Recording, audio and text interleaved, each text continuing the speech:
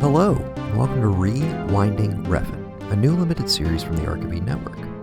I'm your host, Noah Blanchard, and I'm here to answer one deceptively simple question. Why do I adore the work of Nicolas Winding Refn so much? It's a question I'm sure I and at least maybe 50 to 70 other people in the world, so roughly the listenership of this podcast, have asked themselves a time or two. For everyone else asking a much simpler question, who is Nicolas Winding Refn? I'll be brief. nWR, as he's more easily referred to, is the Copenhagen-born provocateur behind Danish crime classics The Pusher Trilogy and the neo-noir masterpieces Drive and Only God Forgives. His latest opus, the 6-episode Copenhagen Cowboy, premiered on Netflix last week. More on that later. But back to the original question. Why the adoration? Is it the sheer style of it all? The gorgeous neons, the languid camera, the stillness it sits in, only to be obliterated by a shock of the old ultraviolence? Is it the cinephile's wet dream aspect of rolling Jodorowsky, Mann, Friedkin, and Lynch into a genreless stew with a decidedly different taste? Is it the sense? I'm not quite sure, but I'm going to endeavor over the run of this series to figure out what makes nWR tick, and more importantly, what makes his films stick. This is Re-Winding Refn. Let's get rolling.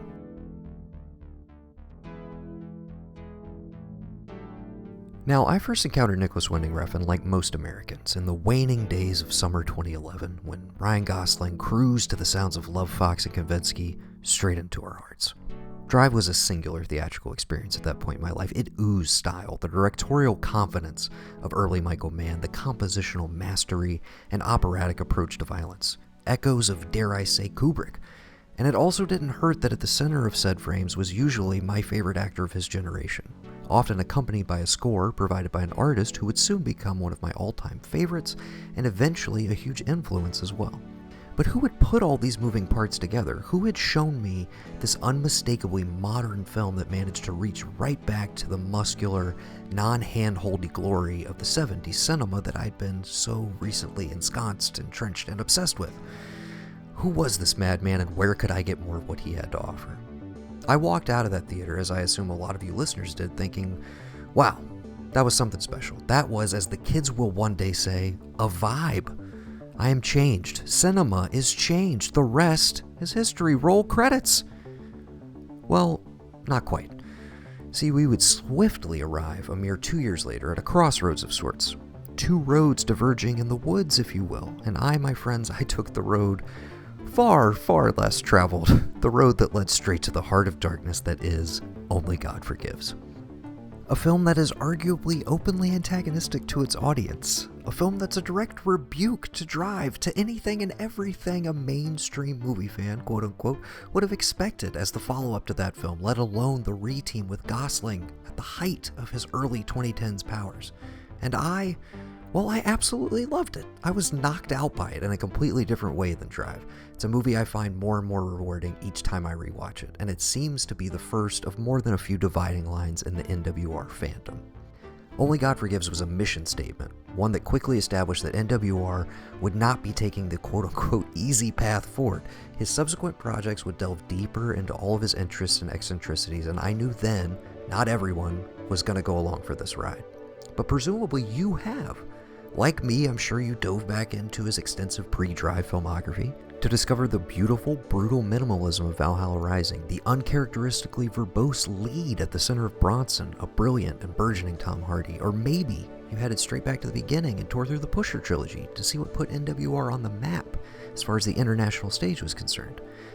You may have even taken trips back to the seedy side of LA with the Neon Demon, or in his magnum opus Too Old to Die Young, his best? I don't know. I'll get back to you after I complete my 13-hour plus rewatch. Regardless of where you may have traveled on the winding roads of Winding Refn, I'll be covering it all. And in true nWR fashion, I'll be doing it at my own pace.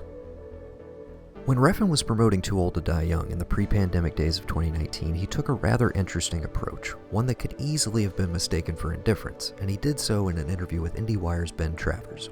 And I quote, "What's interesting about streaming for me, because television is as dead as a doornail, but streaming is like a whole new opportunity, and it's a different concept in a way because it's uncontrollable. You just log on, log off, It's a coexistence now. Episodic television was designed when television was a once a week on an analog channel. Why do we still retain the same narrative constructions from a time that doesn't even exist anymore? It's how my kids watch entertainment. They'll find something and they'll drop in. If it interests them, they'll stay.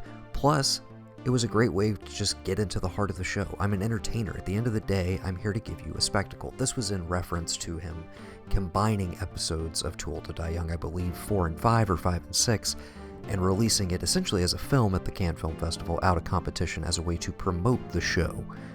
He also released it to critics this way to write about the show, which I'm sure was confusing for more than a few of them. Anyways, back to the quotes. Ironically, it's what the silent filmmakers started out with, because they had no limitations at the dawn of film. No one knew what film was, essentially, so the idea of constraints or length hadn't been programmed.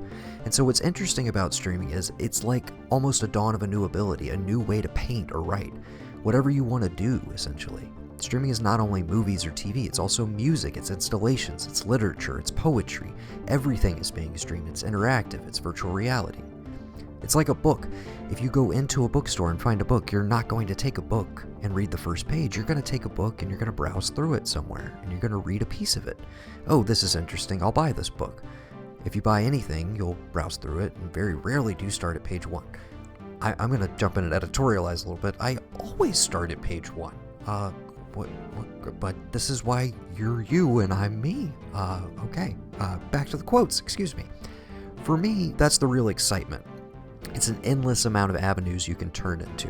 It can be 1 minute, it can be 20 hours. People don't have the idea that something has to be a certain length because it's like a book or going to a gallery or looking at a painting. You determine the time you want to invest based on where you are in your life, what you're attracted to, or what you want to spend your time on. So there's a sense of freedom creatively to you that you don't have to be bound by any kind of control. This interview stuck with me quite a bit, and it immediately jumped to mind as I dove into Copenhagen Cowboy last week, a show that bucks every normal narrative convention of the current streaming landscape. A show that indeed kind of does feel like something we were dropped into, something that we may never see the true origin or end point of. To put it another way, it's something wholly and uniquely NWR. This interview also inspired my approach to this very podcast. Over the coming weeks and months, you'll hear me rewind through Refn's filmography. Sometimes we'll have guests, some episodes will be brief, like the one you're listening to right now. Some will be expansive, multi-part outings. Who knows? Choose your own adventure. And if you'd like to join me on this adventure, if you're a fan or you just have thoughts or suggestions, you can of course email me, thearkofe@gmail.com. We're going to take a little musical interlude, which I'll introduce in just a moment, and then we're going to come back and actually talk a bit about Copenhagen Cowboy. I'm going to give you my raw, unfiltered, very early initial thoughts. I just finished the series last night. So, before we do that, I mentioned him not by name, but referenced him earlier. Mr. Cliff Martinez is kind of an inextricable part of the NWR equation. He has scored most of his films and projects post-Drive, including Drive, of course. And he is one of my favorite musicians, and when I started making music myself about 3 years ago, he became one of the most influential musicians on what I like. I love synthesizers, I always have, and that's kind of the space I work in. So I thought it would be fun, at least for me and maybe a handful of other people, to take a trip down memory lane. This is one of the first 5 songs I ever released to SoundCloud. I go by the artist name nARK, that's lowercase n, capital A, capital R, capital K, all caps on the ARK. But this song is actually called Martinez. It was on the second EP I ever put out, and we're just going to take a listen, transition us into the vibes of NWR, and we're going to come back and talk about Copenhagen Cowboy for just a little bit.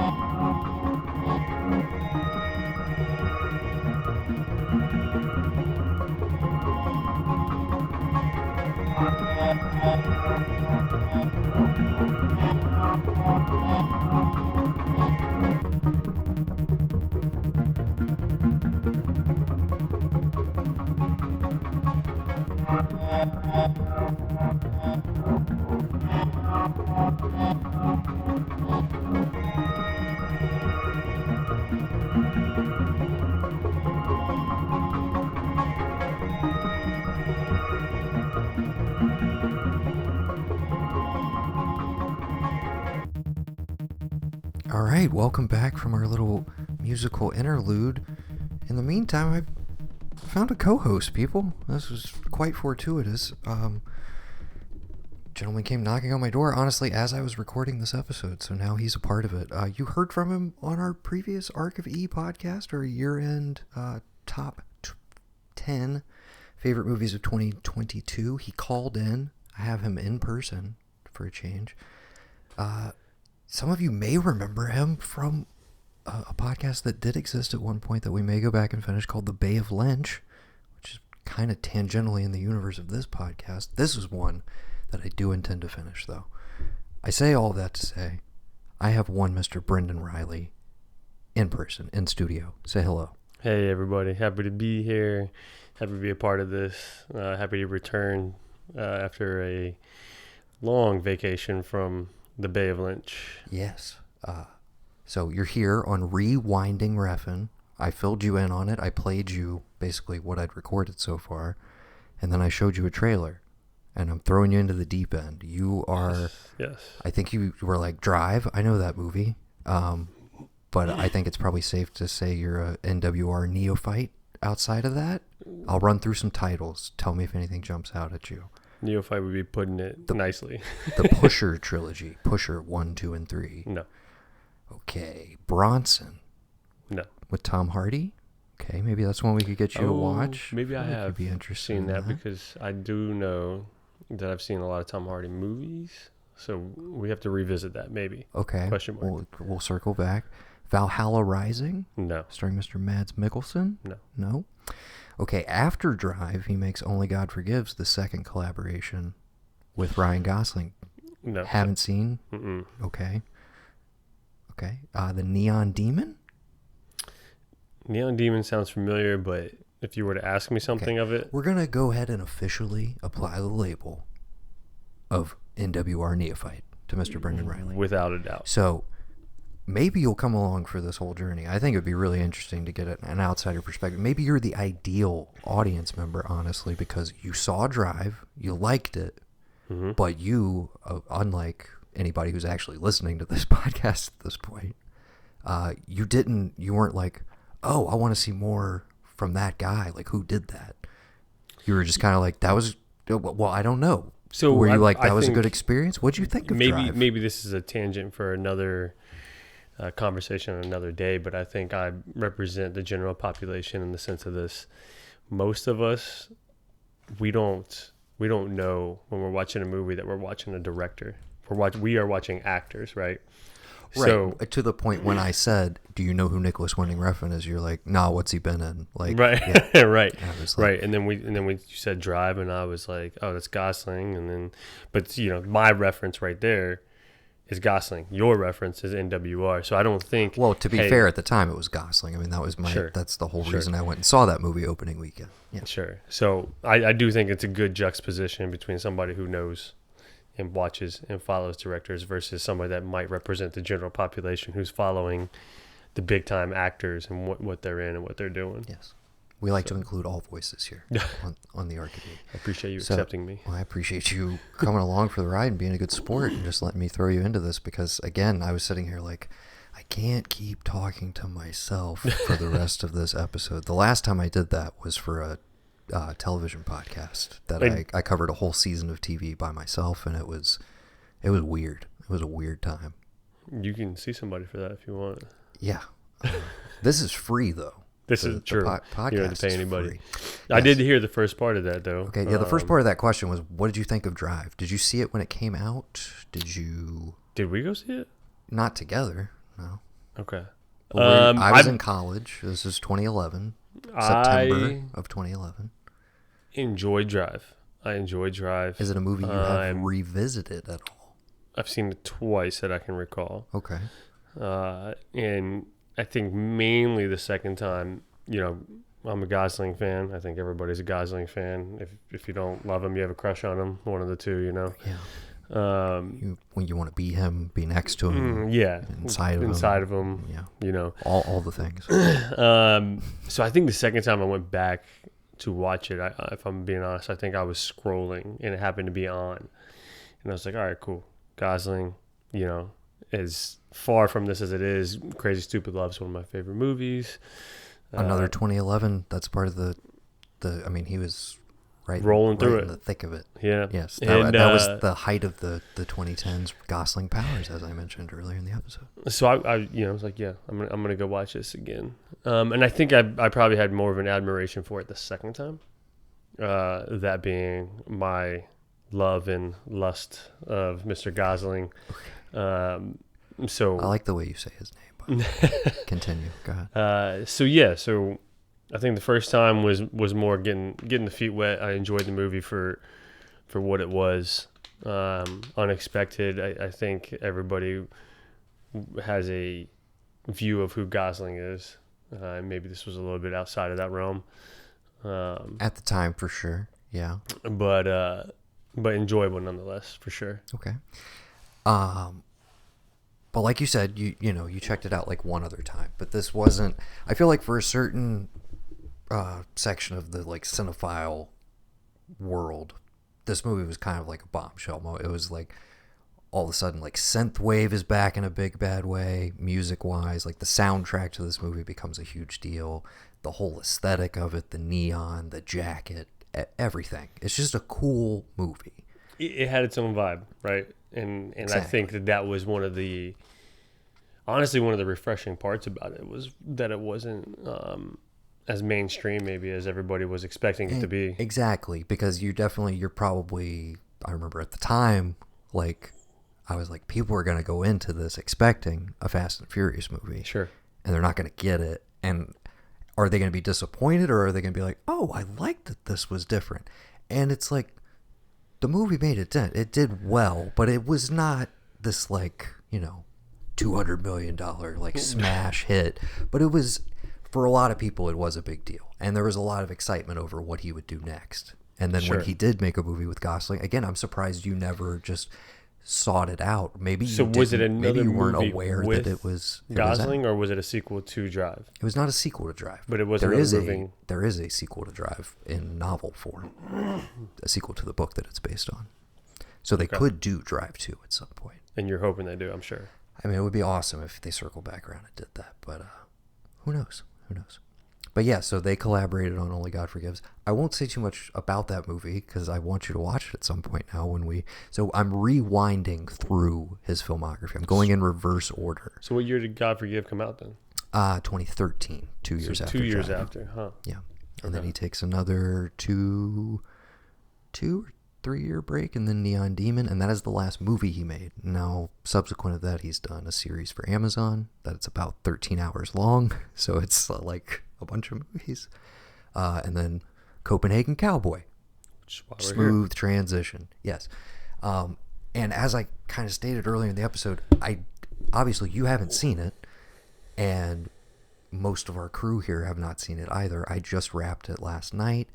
I have a lot of thoughts, but I kind of want to wait until we can go more spoiler free. And a lot of people are probably still getting to it over the course, and unless they just straight up binged the 6 hours like that. So I showed you the trailer. Sure.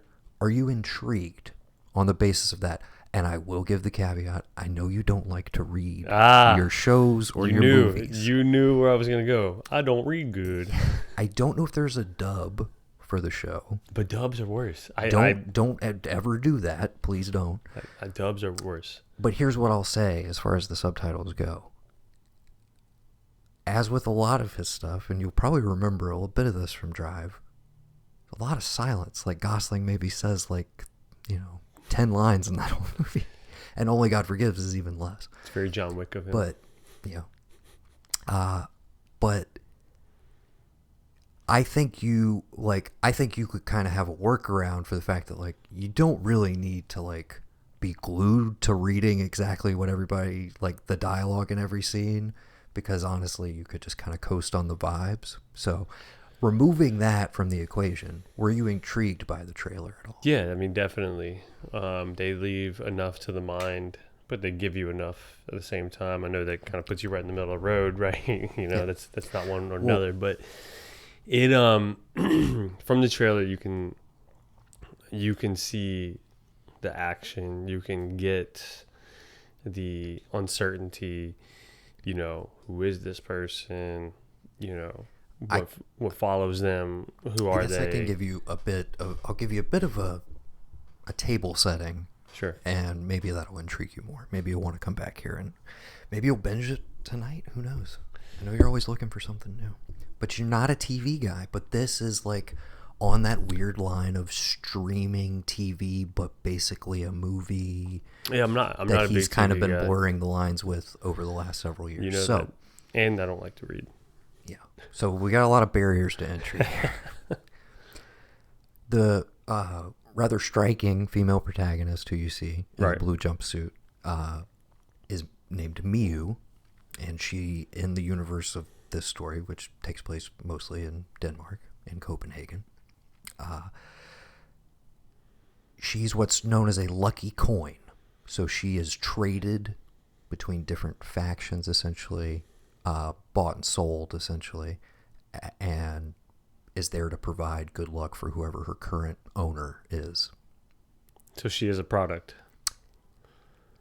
I don't know. It's a weird way to put it, but you don't really know what she is, who she is, or where she comes from for quite a while. That's definitely kind of one of the mysteries of the show, but it's not I know you're a plot guy. It is not a plotty show. A lot of things happen in it, but it is vibes first and foremost. It is glacially paced, like a lot of his stuff as of late. So I think that might be another barrier to entry for you. It is, because I do not like when there's not a plot. I despise it. I despise it when you get to the end of the movie. It's like it's there, but it's not going to give you the normal setup and payoffs that you're used to from like a traditional narrative, I guess is how I want to phrase that. Yes. So what really intrigues me, and correct me if I'm mistaken, because obviously I haven't seen the show, but from the trailer, for anybody that hasn't seen it and does listen to this and is on the fence about whether they want to watch it, from the trailer, what you're going to get, and what I gathered at least, was almost like a Kill Bill vibe. I got this, like, the way that it was laid out, the way that it was acted. I had this, like, hey, this is Kill Bill, but in Copenhagen. Trailer's got a lot of energy to it. Yeah. That's maybe a little bit of a... what I'm feeling? Maybe that's a bit of a false flag operation. No, I'm just saying, I'm like, the show, like, gets to those moments of those incredible visuals that you see in the trailer, but the build-up and the pace at which you get to them is probably not what you're going to want from what you're expecting from this show, I guess I should say. Sure. But again, in the same way that think about your expectations going into Drive versus the actual execution of it and the experience of it in the moment. And it sounds like you were like, I kind of liked that it was different. It felt different. And I guess, again, some of these people I'll mention are people who he has like openly admitted as influences. Other people are kind of people I've put on him. But did you get, when you were watching Drive, any sort, I say a Michael Mann vibe, but of like LA, gritty, like Collateral, Heat, like, did you get that vibe as like a reference point of like, there's a lot of show don't tell in it, where you're seeing a lot of process without it being spelled out for you? 100%. There's a lot of visual storytelling. When you say it like that, yes. When you're talking about Heat and some of these other vibes that you're trying to put out there, I don't know that I made that connection. But again, representing the general population, most of us won't make those connections. We're just watching a movie, right?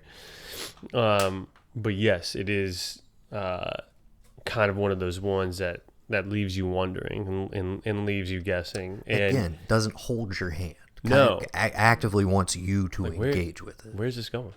Why is it going? Yeah. And I think that was kind of one of the more refreshing parts of something that you and I actually kind of talked about. Was it yesterday or earlier today? But yesterday. That's something that's not linear, and how sometimes when we get out of that linear fashion, it's kind of refreshing, to see something take on its own. It's enjoyable. The show is very much you could almost watch it in 2-episode chunks. I kind of wish I had. I spaced it out like one a night since it came out. But narratively, it is kind of vignette-y. Like she's with one group at the opening. It's like an Armenian underworld family, and they're in a prostitution ring. So she's not directly part of that. They have her there for other purposes, but she sees this pretty bleak setup. So without spoiling anything, she eventually extricates herself from that situation and then finds her way into the Chinese crime syndicate in Denmark. And then eventually she's kind of working her way not up but almost down to the depths of hell sort of thing, of working through the criminal underworld, or as it's been referred to in the show, the criminal netherworld, because there is also, without spoiling anything, a bit of a vaguely supernatural, because you don't know who or what she is at the end of the day, and you're kind of trying to figure that out. You're like, well, they keep referring to her as a lucky coin, that she brings good luck to people, etc. And you see her do things that are not outwardly supernatural, but there are things that happen around her that you're like, well, was she responsible for that kind of thing? It makes you think. Yes. So it's playing with all that, and he's also playing with, like you saw in Drive, I'm giving, again, that's your reference point, so that's what I'm going to keep going back to, but the silent protagonist, the person who's going to draw you into what's going on here, because you're constantly trying to read, okay, they're not behaving like a normal, movie star performance in this moment, so what's going on behind the eyes? You're trying to suss them out and, just figure out what's going on.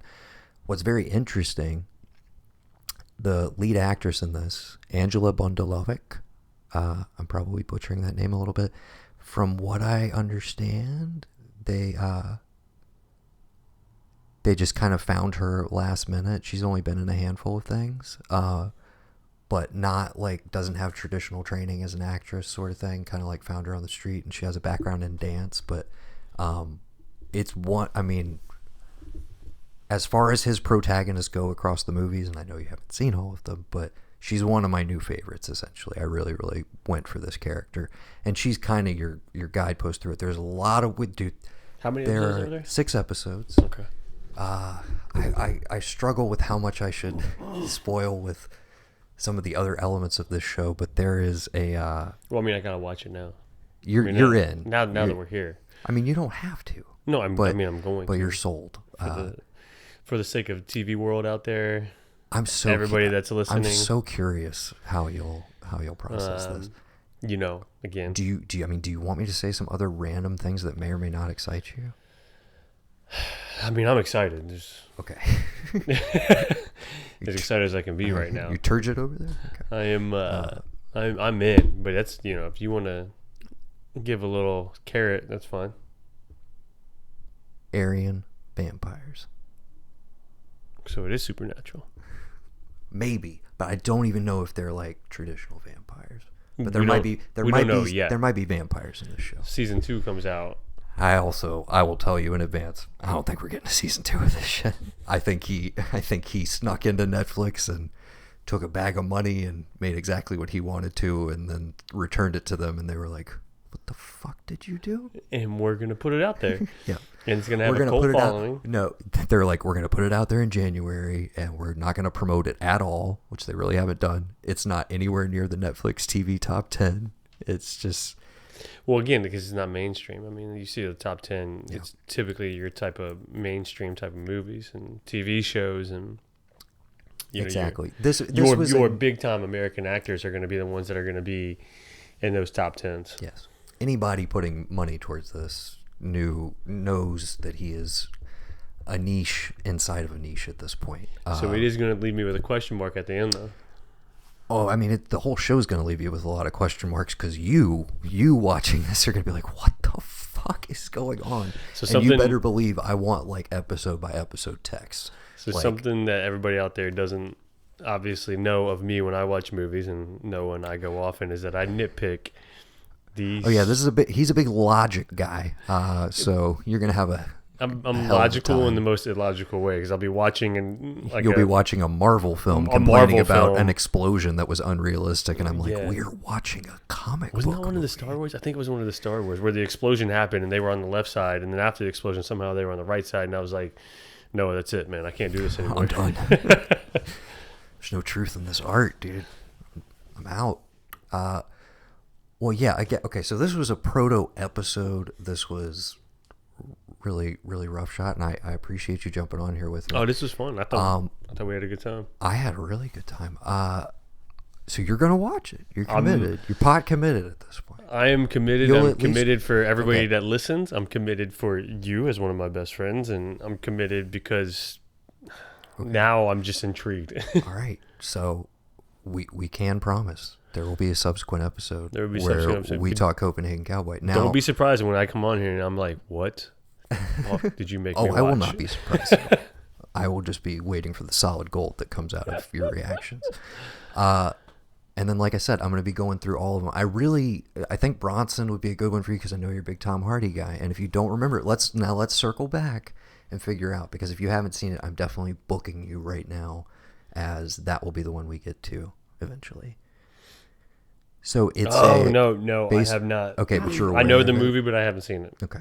Let's, for the listeners as well, let's, trying to figure out where you can watch it currently. Tom Hardy's another one I got a man crush on. I know. We'll get into all of your man crushes. We'll probably got you. I think Mads Mikkelsen will be one by the time we're done with this. Okay. It is currently, if you have Amazon Prime, it's available on several channels. You have Docs, Magnolia Selects. It's available on Plex TV and Warriors and Gangsters channel on Prime. So my advice to anybody, if you haven't seen Bronson and you want to check it out before we inevitably get to it, is go on Prime and do a week-long free subscription to one of those aforementioned services where you can watch it, or just shell out the money because Bronson's a great movie. But yeah, we will definitely get Brendan back on for that. And for more talk about Copenhagen Cowboy, along with Mr. Sunshine Mayfield and Gavin as they have completed the series, hopefully very, very soon. Thank you for doing this with me, man. Thanks everybody for listening. Noah, thank you for having me. I'm looking forward to being a part of this moving forward. Yes. I'm glad I managed to rustle up a co-host. Out of nowhere, out of thin air, he just appeared, dude. It was fortuitous. It was meant to be. All right, this has been episode 1 of Re-Winding Refn. Thank you for listening. Thanks, man.